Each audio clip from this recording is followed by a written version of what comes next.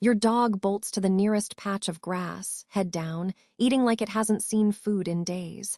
You're confused, maybe a little worried. You call the vet and they say, "Oh, it is probably fine." But that answer never quite satisfied you, did it? Because something about it feels too deliberate, too purposeful, like your dog knows exactly what they're doing. Here's the thing they do, and what's happening in that moment isn't random. It isn't a quirk.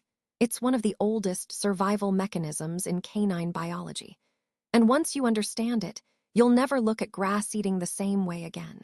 Before kibble existed, before veterinary clinics, before leashes, dog parks, and grain-free diets became a whole personality, dogs were already eating grass. And they weren't doing it by accident. They were doing it because it worked. That's the part most people miss entirely. We've spent years treating grass eating like a glitch, a sign that something's wrong with our dog's diet, a behavioral quirk to correct. And honestly, that framing has done a lot of damage, because it has made millions of dog owners anxious about something that is, at its core, an act of intelligence, a deeply wired, evolutionarily refined act of self-regulation that predates domestic dogs by thousands of years. In this video, we are going to break down the real science behind why your dog eats grass, specifically when their stomach is upset. We're going to look at what's actually happening in their body when they do it, why the behavior is far more sophisticated than it looks, and what it tells you about the remarkable biological intelligence your dog is carrying around every single day. This isn't a video about whether grass eating is dangerous. This is a video about what it means. And by the end, you are going to have a completely different relationship with that moment when your dog makes a beeline for the lawn. Let us start at the beginning, not your dog's beginning, way further back than that. To understand why your dog eats grass, you have to understand what dogs were before they were dogs. The ancestors of modern domestic dogs were generalist predators. They hunted, they scavenged, they ate whole prey, bones, organs, stomach contents, and yes, the partially digested plant matter inside the stomachs of the animals they killed. Plant material was never foreign to the canine digestive system. It was a regular part of the diet. Researchers studying wild canid scat, that's feces, to be direct about it, have consistently found grass, berries, seeds, and other plant matter. Not occasionally, routinely. This is important context, because it dismantles one of the most common misconceptions about grass eating right out of the gate. The idea that dogs eat grass because something is nutritionally missing from their diet is not well supported by the evidence. Dogs have been eating plant matter for tens of thousands of years, regardless of what else they were consuming. It's not compensation, it's behavior. Now, let us talk about what actually happens in your dog's body when they eat grass, because this is where it gets genuinely fascinating. When a dog feels gastrointestinal discomfort, nausea, bloating, excess gas, or that particular kind of stomach pressure that comes from something sitting wrong, something shifts in their behavior. They become more purposeful, more driven. You've probably seen it. They're not casually nibbling, they're seeking. And what they are seeking specifically is long blade grass, not short-cropped lawn grass, long grass, the kind that doesn't break down easily, the kind with physical texture and edge. And that distinction matters enormously because it tells you something critical about the mechanism at play. When a dog swallows long blades of grass without fully chewing them, and they often do not chew them, which is itself deliberate, those blades travel down the esophagus largely intact. In the stomach, they act as a physical irritant. They tickle the stomach lining. They stimulate the vagus nerve. And that stimulation triggers the vomiting reflex. The dog brings up whatever was sitting wrong, bile, partially digested food, foam, and within minutes, they feel better. This is not a side effect. This is the point. Your dog is using grass as a self-induced emetic, a vomiting agent, on purpose.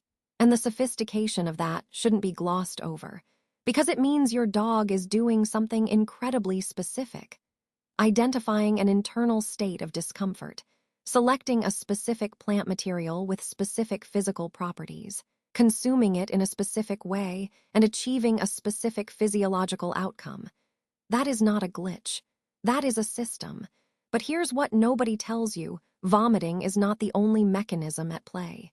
There's a second reason dogs eat grass, and it is entirely different from the first. Not all grass eating is urgent. Not all of it ends in vomiting. Sometimes your dog grazes slowly, calmly, like they are just enjoying it. And in those moments, they probably are, but there's still a functional reason behind it. Grass contains a surprisingly useful profile of compounds for the digestive system. Chlorophyll, for one. Fiber, obviously, but also compounds that can help bind and move things through the gut, mild roughage, that acts as a gentle digestive regulator. When a dog eats grass calmly, without the urgency, without the selective seeking of long blades, they are often doing something closer to gentle maintenance, moving things along, regulating gut motility, supporting the passage of something that's been sitting in the intestinal tract a little too long. It's a softer version of the same underlying intelligence, using available plant material to manage internal state. Two different behaviors, same evolutionary origin. And recognizing the difference between them is genuinely useful for you as an owner. When the grass eating is urgent and your dog isn't chewing, that's the emetic behavior. That's your dog saying something needs to come up. When it is relaxed and grazing-like, that's the regulatory behavior. That's your dog doing quiet gut maintenance. Neither one is a crisis. Both are communication. Now let us address the objection you are probably forming in your head right now, because it is a fair one. If grass eating is so instinctively smart, why do some dogs eat grass and then seem worse? Why does it sometimes look like it is not working? Great question. And the answer takes us into one of the messier realities of modern dog ownership. The dogs our ancestors' dogs were dealing with had access to wild grassland, unsprayed, chemically untouched, diverse in botanical content. The grass your dog is running toward in the backyard or the park, probably not that. Pesticides, herbicides, fertilizers, these are now standard features of most lawns. And when a dog's instinct says eat this grass, that instinct is not running a chemical analysis. It's running an ancient program in a modern environment, so the instinct is sound. The environment has changed. That's the tension. And it is also one of the clearest arguments for why you should be thinking carefully about what grasses and plants your dog has access to, not to stop the behavior, but to make sure the environment supports rather than undermines it. Let us go deeper into the biology for a moment, because there's a piece of this story that almost nobody talks about, and it reframes the whole thing. Dogs, like many animals, have what researchers call zoopharmacognosy.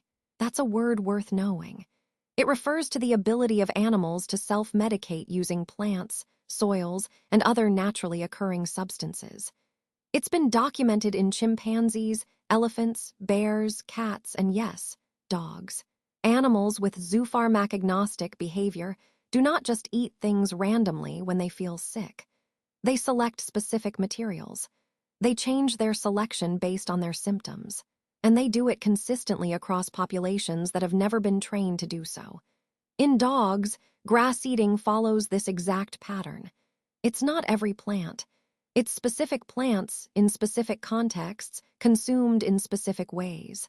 And study after study looking at the relationship between gastrointestinal symptoms and grass-eating frequency shows the same thing. Dogs with active stomach upset eat grass significantly more than dogs who are symptom-free. They're not eating it because they are bored, though boredom can occasionally drive casual plant nibbling. When the stomach is involved, the behavior shifts entirely. More focused, more intentional, more selective. That selectivity is the signature of zoopharmacognosy. That selectivity is the signature of a biological intelligence that has been running quietly in your dog's body for thousands of years. There's something worth sitting within that. Your dog doesn't know the word nausea.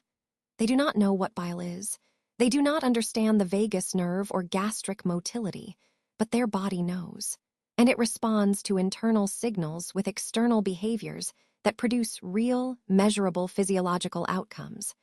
That is a form of wisdom, a body-level intelligence that doesn't require conscious thought, just an intact nervous system and access to the right environment. And here's the part that I think changes how you relate to your dog in daily life. When you understand that grass eating is a self-regulatory behavior, not a problem, not a deficiency, not a cry for help in the way we usually think of it, it stops being a source of anxiety and starts being a source of information. Your dog is telling you something. Specifically, they are telling you their gut is asking for intervention. And rather than redirecting them, pulling them away, or spiraling into worry about what's wrong, you can use that information. You can ask, has anything changed in their diet recently? Are they eating too fast? Have they had more stress than usual? Is there something environmental that might be irritating their stomach? Because the behavior is rarely the problem. The behavior is the response to the problem. Treating it like the problem is like turning off a smoke alarm because the sound is annoying. The sound isn't the issue. Now, when should you actually be concerned? Because this video isn't an argument for ignoring your dog's health. It's an argument for understanding it more deeply. Occasional grass eating is normal. Frequent, compulsive grass eating, multiple times a day, every day, with persistent symptoms, is worth a conversation with your vet, because at that point, the underlying irritant might need direct attention. Similarly, if the grass eating is followed by blood in the vomit, significant lethargy, or a distended abdomen, those are not signs of self-regulation working. Those are signs of something more serious. Context, as always, is everything. But the baseline, a dog who heads to the grass when their stomach is off, does their thing and bounces back within an hour or two. That's not a dog with a problem. That's a dog with an intact, functioning, ancient self-regulatory system doing exactly what it evolved to do. And your job, as their person, isn't to stop it. It's to understand it, support it, and make sure the environment they are doing it in is safe enough to let it work. So the next time your dog makes that deliberate beeline for the grass, head low, focused, purposeful, take a breath instead of panicking. You're watching something ancient happen, something that predates every bag of kibble ever made, every vet clinic ever built. You're watching a biological system doing its job. Pay attention to which behavior it is. Urgent and selective, that's the emetic response. Calm and grazing, that's the regulatory one. Both are communication. Both are worth understanding. If this video helped you see your dog's behavior through a different lens, stick around because that's exactly what we do here. Every week we go deeper into the biology behind the behaviors you live with every day. Thanks for watching. If you loved this video, scan the QR code on the screen right now to subscribe and join the Possum Life family. Give your dog a belly rub for us, and we will see you in the next video.